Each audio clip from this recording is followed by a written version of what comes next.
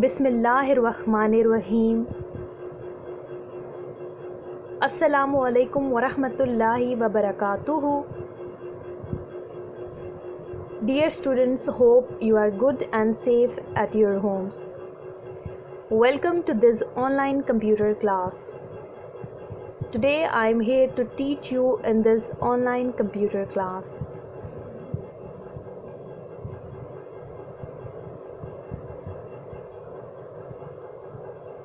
Our today's topic is use of rectangle tool from page number 44 of book. In our today's lesson, we will discuss the use of rectangle tool and how to use rectangle tool in MS Paint. So let's start our today's lesson.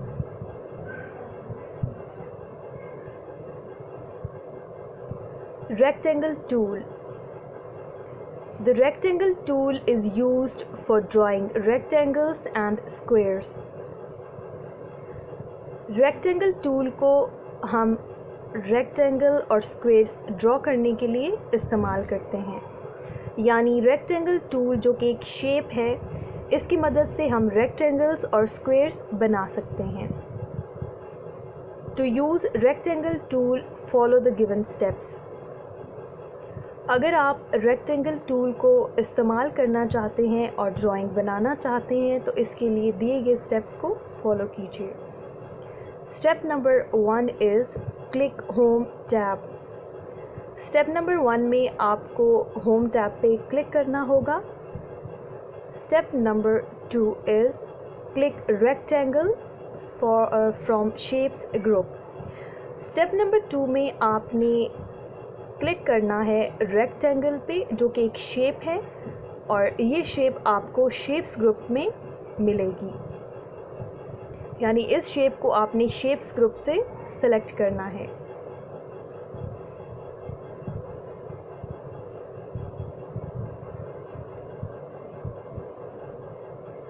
Step number 3 is select the colour for rectangle outline from colours group. Step number 3 में आपने rectangle के लिए यानी rectangle की outline के लिए एक colour select करना है और कलर आप सेलेक्ट करेंगे कलर्स ग्रुप में से। Step number 4 is bring the mouse pointer into work area, click and drag to draw the rectangle. Step number 4 में आपने माउस के पॉइंटर को वर्क एरिया में यानी वो जो ब्लैंक एरिया होगा जिसे ड्राइंग बोर्ड भी कहा जाता है वहाँ पे आप लाएंगे और उसके बाद आपने क्लिक करना है, माउस ड्रैग करना है ताकि आप ड्रॉ कर सकें, बना सकें rectangle. And step number 5 is release the mouse button when the rectangle is of desired size. जब आपकी रेक्टेंगल शेप जो है वो आपके मर्ज़ी के मुताबिक बन जाए तो उसके बाद आपने माउस बटन को रिलीज़ कर देना है यानी छोड़ देना है।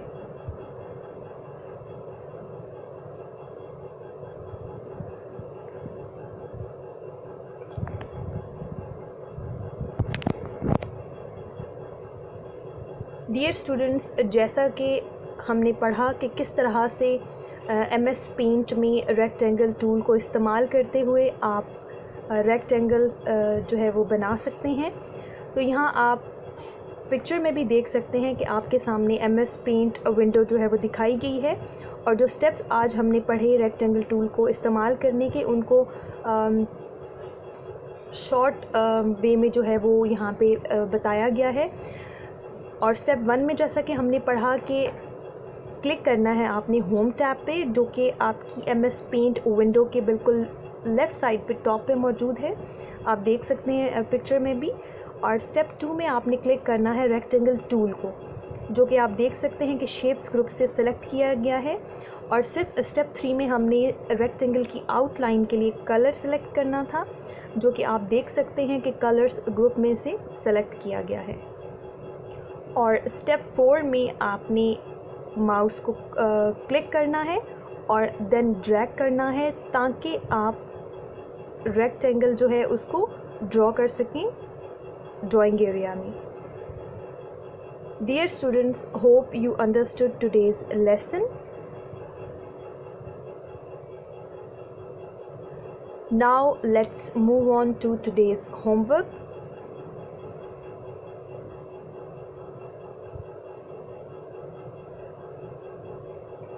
And here are some questions from unit number 5, and question number 1 is, what is the use of rectangle tool?